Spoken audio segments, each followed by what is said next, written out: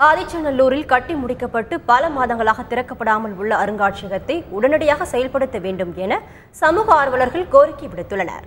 தூத்துக்குடி மாவட்டம் ஆதிச்சநல்லூரில் 2004ஆம் ஆண்டு நடத்தப்பட்ட அகழ்வாராய்ச்சியில் 185 முதுமக்கள் தாழி, மக்கிய நெல்மணிகள், ஆயுதங்கள், ஆபரணங்கள், வெண்கல பொருட்கள் ஆகியவை கிடைத்தன. இந்த பொருட்களை வைக்க ஆதிச்சநல்லூரில் புதிய அருங்காட்சியகம் ஒன்று அமைக்கப்பட்டது.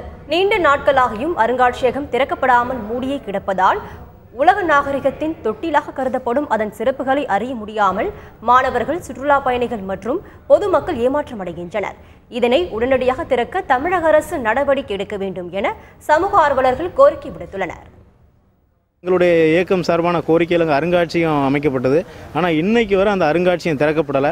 அது சம்மந்தமான கோரிக்கையில் மாவட்ட ஆட்சித்தலைவர் அங்கு கிடைத்த பொருட்கள் பற்றின ஒரு புகைப்படங்களை வைக்கும் அப்படின்றாங்க. ஆனால் புகைப்படங்கள் பயனற்றது. அங்கு கிடைத்த பொருட்கள், அந்த ஆதிச்சநல்லூர் புதைமேட்டில் கிடைத்த பொருட்கள், அங்கு கிடைத்த முதுமக்கள் தாளிகள், அங்கு கிடைத்த பானைகள், சட்டிகள், வாள், வில், இந்த மாதிரியான இரும்பு கருவிகள், மட்கலங்கள் எல்லாத்தையும் கொண்டு அங்கே பார்வை